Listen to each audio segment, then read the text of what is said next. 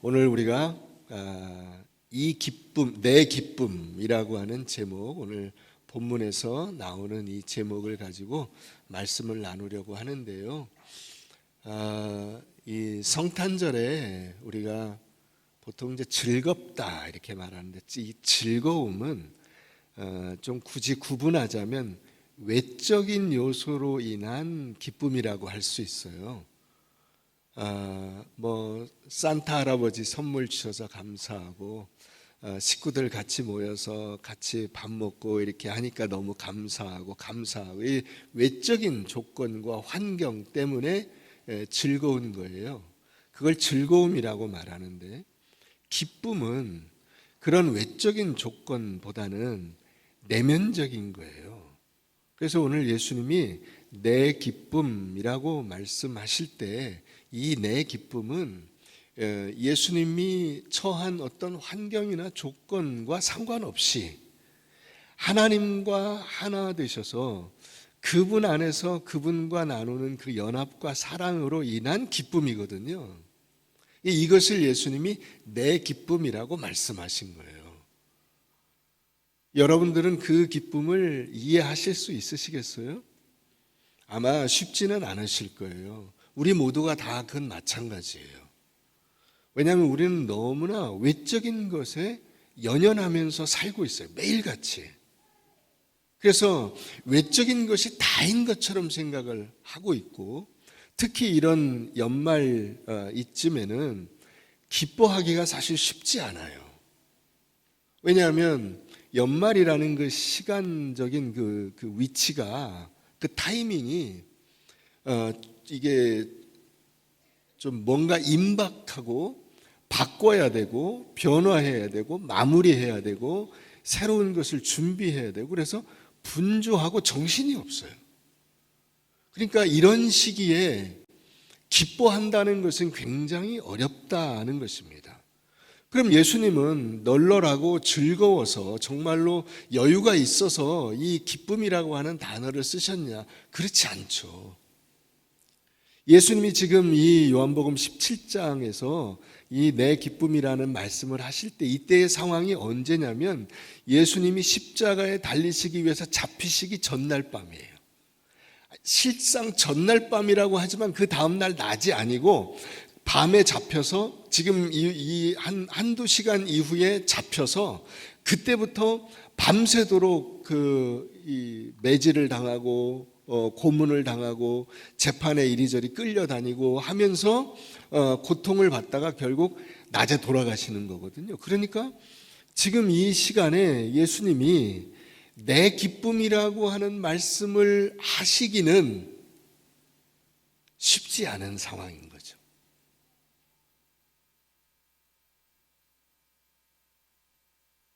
이런데 예수님이 기쁨을 말씀하시는 거예요. 그러니까 이 기쁨은 외적인 기쁨은 아닌 거예요. 조건적인 기쁨은 아닌 거예요. 상황이 좋아서 내가 기뻐할 수 있다 이런 건 아닌 거예요. 나 한가지다, 나 마음에 여유가 있다, 나 커피 한 잔 마실 수 있다, 이런 기쁨이 아닌 거예요. 밖은 굉장히 지금 긴박하게 돌아가고 있어요. 예수님을 잡으려고 지금 군대가 출동을 했어요. 이제 제자들과 이 만찬을 마치고 예수님이 곧 잡혀가실 거예요. 이런 상황에서 기쁨이라고 말할 수 있는가? 그럼 이 기쁨은 어떤 기쁨인가 하는 거예요.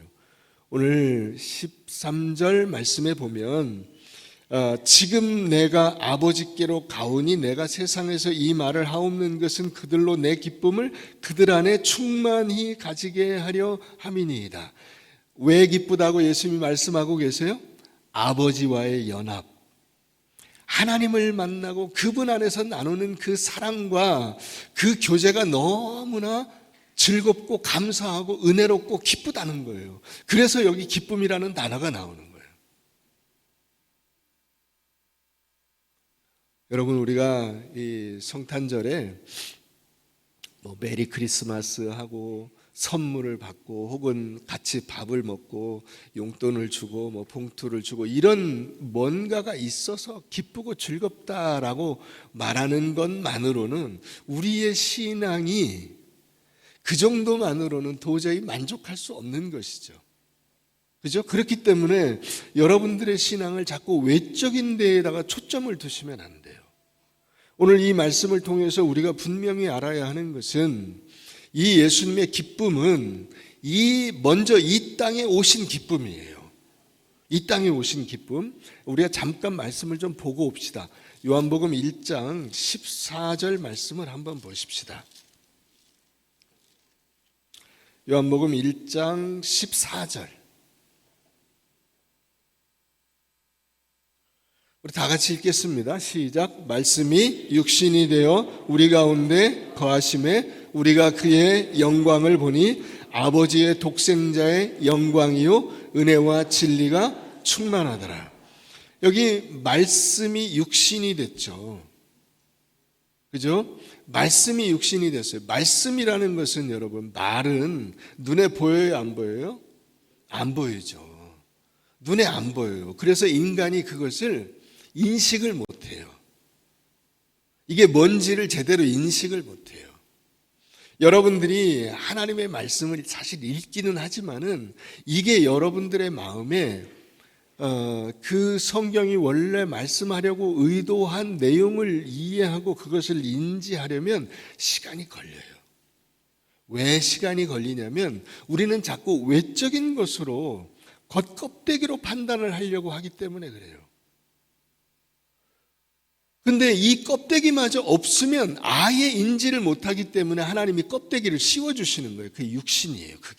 그게 예수님이 육신을 입고 이 땅에 오신 거예요. 내가 널 사랑한다라고 말씀하시면 우리가 그 말씀이 무슨 말씀인지 이해를 못하기 때문에 하나님께서 예수님을 육신으로 이 땅에 보내신 거예요. 그래서 말씀이 육신이 되어 우리 가운데 거하심에, 우리 가운데 그 말씀이 내려오셔서 우리 사이에 함께 지낸다고. 여기 이 거하심에라고 하는 단어가 스케노라고 하는 단어인데요. 이게 텐트를 치다라는 단어예요. 유목민들에게 있어서 텐트를 치는 것은 이사를 오는 거예요. 여기 집을 지은 거예요. 동네 가운데 집을 짓고 동네 사람들하고 같이 사는 거예요. 그러니까 하나님이 하늘에서 이 땅으로 이사를 오셔서 이 땅에 있는 그 사람들하고 같이 손을 맞잡고 음식을 나누고 서로 웃고 부대끼면서 함께 생활을 하신다는 거예요. 그게 말씀이 육신이 되어 우리 가운데 거하심에라고 하는 뜻이에요. 이게 무엇이 되냐면 그게 하나님 아버지께 영광이 된대요. 우리가 그의 영광을 보니 아버지의 독생자의 영광이고 은혜와 진리가 충만하더라. 그러니까 하나님께서 이 땅에 내려오셔서 우리와 함께 거하시고 우리를 보듬고 만지고 접촉하고 서로 눈을 마주치고 하하하 웃고 때로는 갈등하고 고민하고 염려하고 하는 이런 모든 과정이 하나님께 영광이 된다는 거야. 그게 예수 그리스도의 기쁨이에요. 믿으십니까? 자, 아멘. 아멘. 그래서 성자 예수께서 이 땅에 오셔서 육신을 입고 사신 그 모든 과정이 그의 인생 자체를 보면 고난의 삶을 사셨잖아요. 근데 그걸 지금 예수님이 뭐라고 말씀하시는 거예요? 기쁨이라고 말씀하시는 거예요. 여러분, 여러분들의 인생을 여러분들은 어떻게 인지하고 계세요? 기쁨이라는 단어를 떠올려 보신 적이 있으세요? 아, 내 인생이 참 기쁘다. 저는 언제 최근에 그걸 느껴봤냐면 우리 그 소녀들이 태어나가지고 아이들을 보는데 야, 인생이 참 기쁨이구나 라는 것을 느꼈어요. 그러면 쟤들만 기쁨이냐? 아니에요. 제가 여러분들을 보는 것도 기쁨이에요. 이 시간을 함께 하는 것도 기쁨이에요. 제가 얼마나 살는지 그건 여러분도 모르고 저도 몰라요. 그죠? 제가 몇 살까지 살는지 여러분 우리는 다 알 수 없잖아요. 그건 앞의 일이고 그건 하나님이 작정하신 일이기 때문에 저희는 알 수 없어요. 그러나 적어도 오늘 내가 여기 이 자리에서 한 단어, 내 인생에 대한 한 단어를 떠올린다면 그거는 기쁨이면 좋겠다라는 것은 분명한 것 같아요. 그죠? 기쁨이면 좋아요. 하나님이 나를 구원해 주시고 내가 그분의 은혜로 오늘 이 하루를 여러분들과 함께 정말 감사하며 예배를 드리며 지낼 수 있다는 이것이 얼마나 큰 기쁨입니까?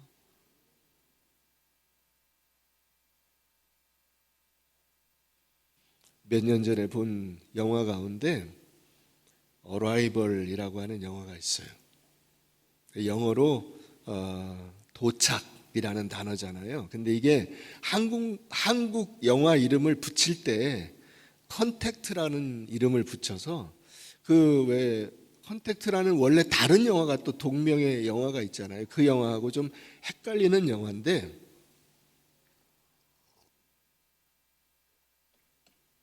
이 영화는 갑자기 우주에서 그 7개의 촉수가 달린 우주인이 외계인들이 지구에 내려와요.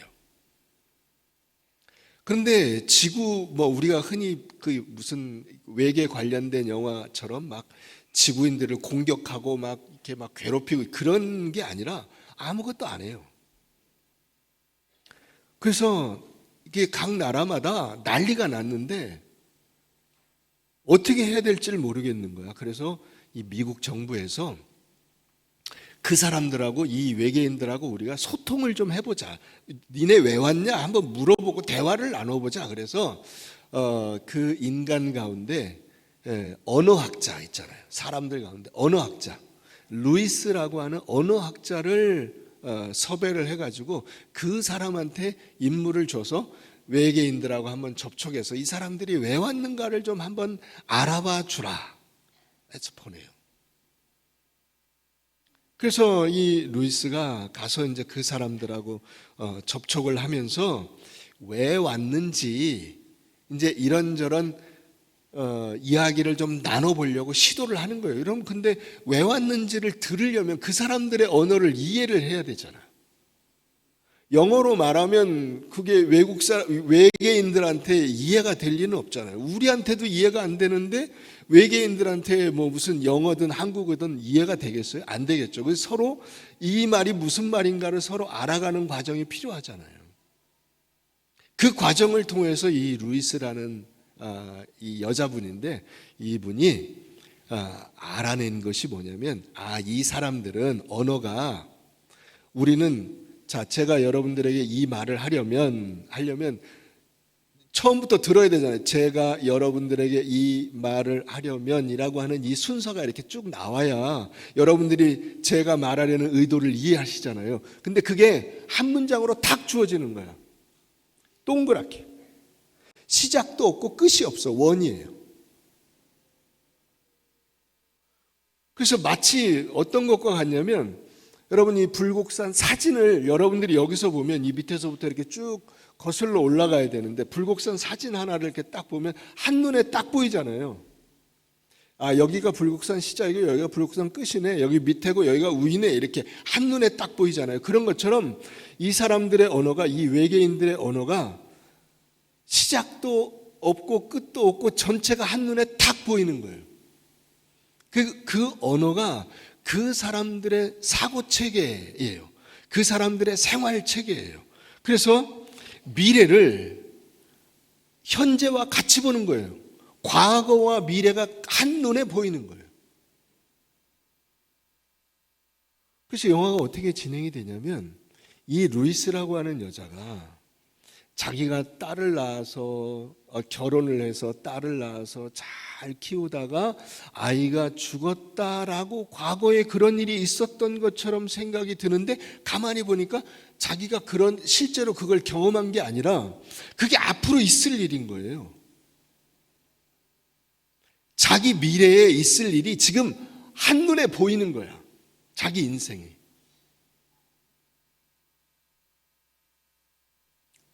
그래서 함께 그 작업을 하던 그 다른 학자와 실제로 결혼을 하게 되고요. 예쁜 딸을 낳게 되고요. 그 예쁜 딸이 잘 크다가 어린 나이에 죽게 돼요. 그 아픔이 얼마나 컸던지 남편과의 갈등으로 이혼도 하게 돼요. 자, 그걸 미리 알게 됐어. 자기 인생 저 뒤에 이런 일이 있을 거야를 알게 됐어. 그럼 여러분들은 그 길을 가시겠습니까? 안 가시겠습니까?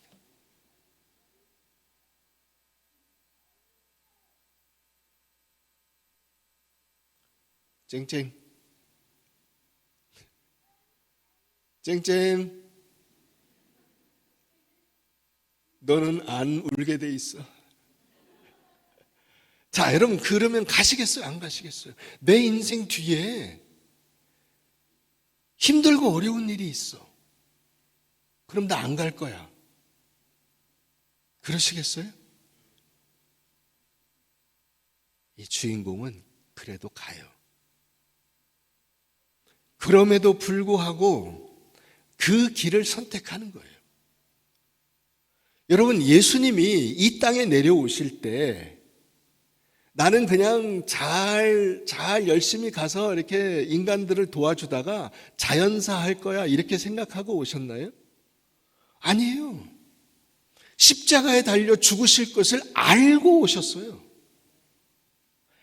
그걸 알고 계신데 고통을 당하고 아픔을 겪고 자기 주위에서 마치 그 입안의 혀와 같이 자기에게 막 잘하던 그 제자들이나 주변에 있는 사람들이 다 도망가고 배신할 것을 알고 계셨음에도 불구하고 그 십자가의 길을 가시는 거예요.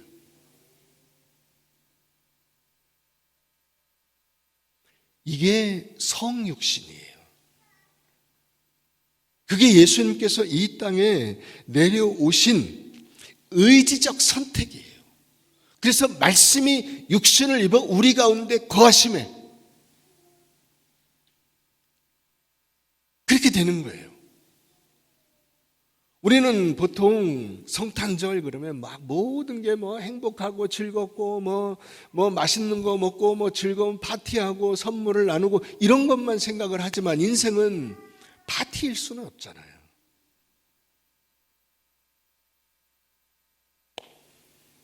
여러분 아마 여기 이제 부모가 되신 분들은 다 경험하셨을 거예요.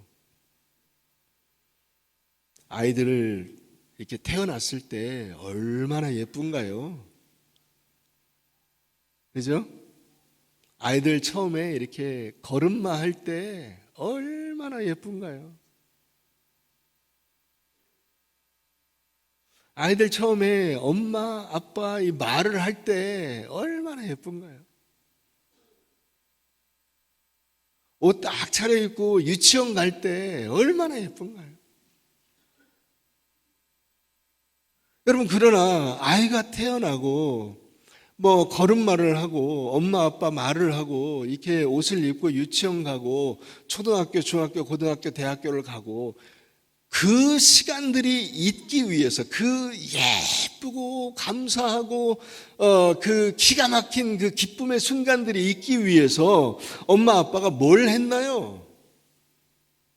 매일같이 힘들고 매일같이 목욕시키고 기저귀 갈아야 하고 열심히 가서 일해야 하고 눈물 흘려야 하고 고민해야 하고 염려해야 하고 붙들고 씨름해야 됩니다. 그럼에도 불구하고 그 인생이 우리에게 주는 그 기쁨과 감사라고 하는 것은 이루 말로 다 표현할 수가 없죠. 표현할 수가 없어요. 여러분, 이것이 그래서 우리의 삶 속에 부조리와 고통까지도 내 삶의 일부라고 받아들이는 이것이 그게 성육신이에요. 성육신은 단지 짠 하고 나타나서 뭔가 이런 거 하고 나 잘 간다 이렇게 하고 손 흔들고 가는 게 아니고 도저히 상상할 수 없었던 인생의 부조리와 고통과 아픔과 절망까지도 내가 그것을 수용하고 내 인생의 일부로 만들어내는 거예요. 그게 성육신이에요.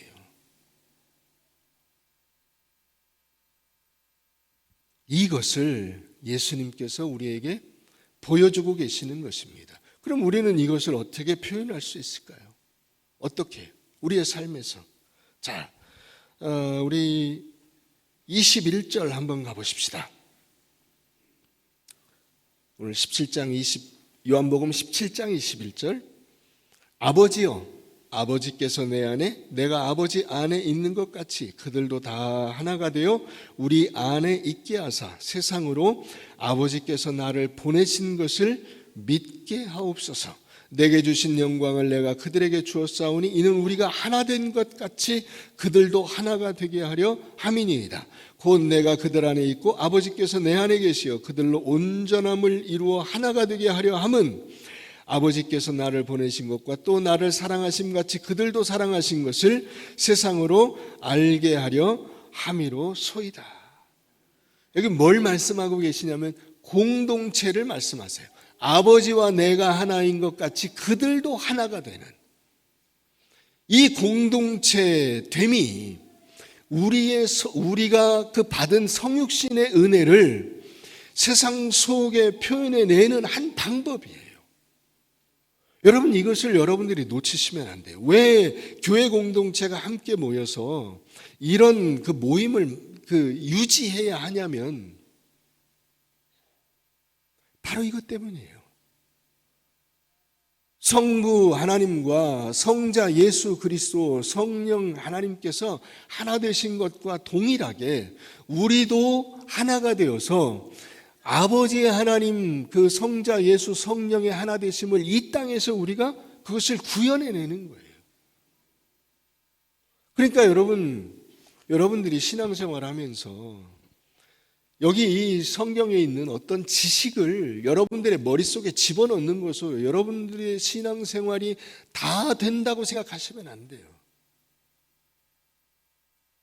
사랑은 머리로 하는 게 아니라고요. 사랑은 내 손과 발로 하는 거예요. 왜 내가 저 사람 때문에 속 썩어야 하고 고민해야 하고 상처를 받아야 하느냐. 난 그래서 교회 안 다닌다. 바로 거기서부터가 시작인 거예요. 왜 내가 저 사람 때문에 부딪혀야 되냐. 저 사람하고 난 이혼하겠다. 왜 내가 괜히 애들 때문에 고생해야 되느냐. 나는 애들 안 키우겠다. 여러분, 거기서부터가 인생의 시작인데 그걸 안 하면 소용이 없는 거예요. 인생을 살 의미가 없는 거예요. 교회를 왜 다니느냐? 나 혼자서 내가 신앙생활에서 내 머릿속에다가 지식 잔뜩 접어놓고 누가 말하면 그거 뭐 이런 뜻이지, 그거 신학적으로 이런 거지, 잘난 체 하려고 신앙생활 하는 게 아니고요. 손과 발과 머리와 가슴으로 내 몸으로 내 시간을 들여서 하나님께서 이 땅에 내려오신 그 은혜를 내 삶을 통하여 공동체 안에서 그리고 각 개인과의 관계 속에서 이것을 구현해내기 위해서 신앙생활을 하는 거예요. 이게 없으면 신앙생활이 아닌 거예요. 그게 없으면.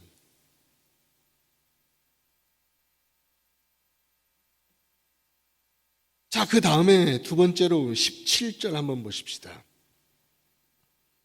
우리가 어떻게 그 성육신의 은혜를 이 땅에서 흘려보낼 수 있느냐 하는 거예요. 첫 번째는 공동체를 우리가 만들어내는 것이고 공동체 안에서 하나 되는 것이고, 두 번째는 17절 그들을 진리로 거룩하게 하옵소서. 거룩한 삶이에요. 이 거룩이라고 하는 것은 제가 여러 번 설명을 드렸는데 그 성결이라는 뜻보다 뭐가 더 우선이냐면 구별이라고 하는 뜻이 더 우선이에요. 구별. 거룩의 1차적인 뜻은 구별이에요. 어떤 거냐면 안 믿는 사람들과 다른 거예요. 가치관과 삶의 방향과 원리가 다른 거예요. 그 다른 것을 일컬어서 성경에서는 거룩이라고 말을 하는 거예요. 그 다름이 있고 그 다음에 거기에 대한 성결, 깨끗함 이런 것들이 뒤따라 나오는 것이지, 다름이 없이 단지 깨끗하다는 것만으로 거룩이라고 말하는 것이 아니에요. 그래서 하나님이 보통 이렇게 말하죠. 내가 너를 지명하여 불러내니 너는 내 것이라. 여기 내 것이라고 하는 이 구별이 있잖아요. 구별. 너는 내 거야 라고 하는 이 분명한 구별이 있은 다음에, 그 다음에 회개도 있고 성결도 있고 성화도 있고 영화도 있고 구원도 있는 거예요. 이게 없으면, 내 것이라는 것이 없으면 하나님이 굳이 여러분들을 구원할 이유가 없는 거예요. 여러분들이 오늘 여기서 구원받은 이유는, 그 근본적인 그 원인이 뭐냐?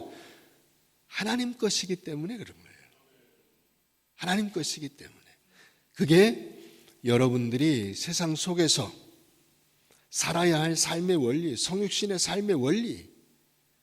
뭐라고요? 두 번째, 거룩이라. 거룩. 그래서 안 믿는 사람들과 다르게 사는 거예요. 의도적으로 뭔가 다르게 해야 한다는 강박관념을 가질 필요는 없어요. 그러나 적어도 우리가 뭘로 인해 다르게 되냐면, 내 인생의 방향과 삶의 원리가 다른 것 때문에 저절로 다르게 돼요. 저절로. 저 사람들이 좋아하는 그것은 하나님이 좋아하라고 하는 것이 아니기 때문에 난 그건 별로 관심이 없어. 그렇게 구별이 되는 거예요. 사람들이 막 이런 걸 해야 된다고 달려가는데, 하나님께서 나에게 살라고 하신 그 삶은 그런 방향은 아니야. 나는 이 길로 갈 거야. 이렇게 해서 저절로 달라지는 거예요. 이걸 거룩이라고 말하는 거예요. 세 번째, 우리 18절 가서 봅시다. 18절 다 같이 읽습니다. 시작. 아버지께서 나를 세상에 보내신 것 같이 나도 그들을 세상에 보내었고. 세상에 파송된 자들이 해야 할 굉장히 중요한 일, 그게 뭐냐? 담대한 증언이에요. 담대한 증언. 여러분들은 여러분들의 삶을 통해서 증언하셔야 되고, 여러분들의 언어를 통해서 증언하셔야 돼요. 예수께서 이 땅에 오셨다. 우리를 구원하러 오셨다. 그분이 우리와 함께 하신다. 내가 그분으로 인하여 구원받았다. 내 인생은 달라졌다. 내 인생의 과정과 목표도 완전히 달라졌다. 나는 예수 그리스도의 사람이다 라고 하는 그 메시지를 여러분들의 삶 속에서 각자 여러분들의 언어로 말씀하시는 거예요. 여러분들의 부모님들에게, 또 남편에게, 아내에게, 자녀들에게, 이웃들에게, 친구들에게. 내가 이번 주에 교회에 갔는데 교회에서 이런 말씀을 듣고 보니까 그렇더라고. 내가 이 인생을 살면서 나는 때때로 낙심하고 좌절하고 절망한다고 생각하고, 인생이 덧없어라고 생각했는데, 내가 이번 주에 아주 특별한 단어를 발견했어. 그건 뭐냐면 인생은 기쁨이라는 거야. 이런 얘기들을 여러분들이 하시는 거예요. 그 얘기를 나눔으로써 여러분들은 세상 속에서 바로 하나님께서 이 예수님을 보내시고 예수님께서 제자들을 보내셔서 전하라고 하는 그 메시지를 전하는 것과 동일하게 여러분들도 세상 속에 이 메시지를 증거하는 거예요. 하실 수 있으시겠죠? 네. 자, 여러분들이 그런 의지를 가졌다 하는 것을 여러분들의 눈빛으로 저한테 좀 보여주세요. 졸린 눈으로 보여주시지 말고. 말씀을 정리하겠습니다. 우리는 이 성탄절에 기쁨이 충만하고, 기쁨은 외적인 기쁨이 아니라 내면적인 기쁨, 하나님 안에서, 예수 그리스도 안에서 누리는 진정한 은혜와 구원의 기쁨, 그 기쁨으로 충만하고, 그 기쁨을 우리 주변에 있는 이들과 함께 나눌 수 있기를 주의 이름으로 축원합니다.